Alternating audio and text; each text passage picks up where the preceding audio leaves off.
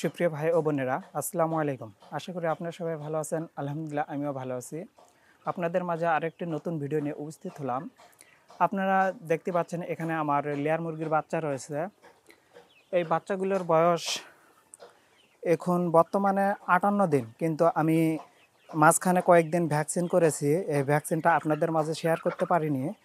So আজকে আমি আপনাদের মাঝে শেয়ার করব যে লেয়ার মুরগিকে আপনার 42 দিন থেকে 52 দিনের ভিতরে যে ভ্যাকসিনটা করবেন সেটা, এবং আপনার যারা মুরগি পালন করতে ইচ্ছুক তারা অবশ্যই আমার এই ভিডিওটি দেখবেন।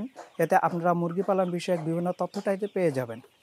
এবং আপনাদের কাছে একটাই রিকোয়েস্ট থাকবে, আপনারা অবশ্যই আমার ইউটিউব চ্যানেলটি সাবস্ক্রাইব করবেন ও লাইক করবেন এবং সম্পূর্ণ ভিডিওটাই দেখবেন। এটা হচ্ছে লেয়ার মুরগি।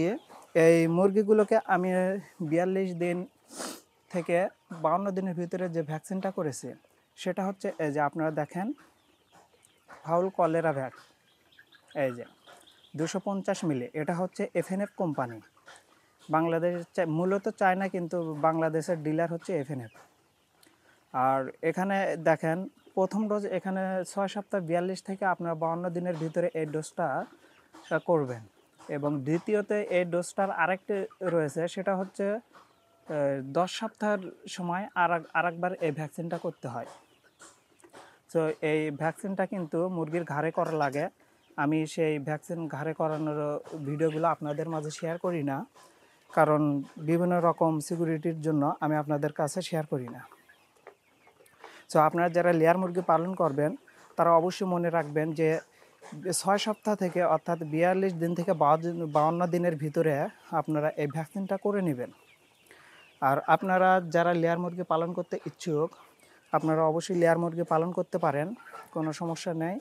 বর্তমানে লেয়ার মুরগিতে প্রচুর লাভ রয়েছে। তাই আপনাদের সাজেস্ট করব, আপনাদের যদি টাকা থাকে বেশি, আপনারা অবশ্যই লেয়ার মুরগি পালন করবেন।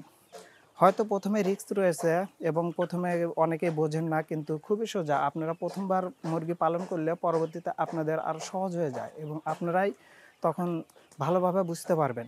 আর আমি কিন্তু আমার এই ইউটিউব চ্যানেলে মুরগি পালনের বিষয়ক A to Z, কখন কোন ভ্যাকসিনটা করতে হয়, কখন কোন রোগ হয়, সেগুলো বিষয় নিয়ে আপনাদের মাঝে আমি তুলে ধরি। সো আপনারা দেখেন এই যে মুরগি, এই মুরগির বয়স কিন্তু 58 দিন দেখেন। আর এই মুরগিগুলোকে আমি আর 10 দিনের মতো এই যে মুরগিকে খাওয়াচ্ছি কিন্তু লেয়ার স্টার্টার ফিড। আর 10 দিন পরে আমি এদের খাওয়াবো ভুট্টা। আমি কিন্তু রেডিমিক্স খাদ্য খাওয়াই না, ভুট্টা খাবো। এবং এর পরবর্তীতে যতগুলো পদক্ষেপ নেব সবগুলো আমি ইউটিউব চ্যানেলে দিয়ে থাকবো। সো আপনারা যারা আমার ভিডিওটি দেখছেন অবশ্যই চ্যানেলটির সাথে থাকবেন এবং সকলকেই ভিডিওটি দেখার জন্য ধন্যবাদ। আসসালামু আলাইকুম।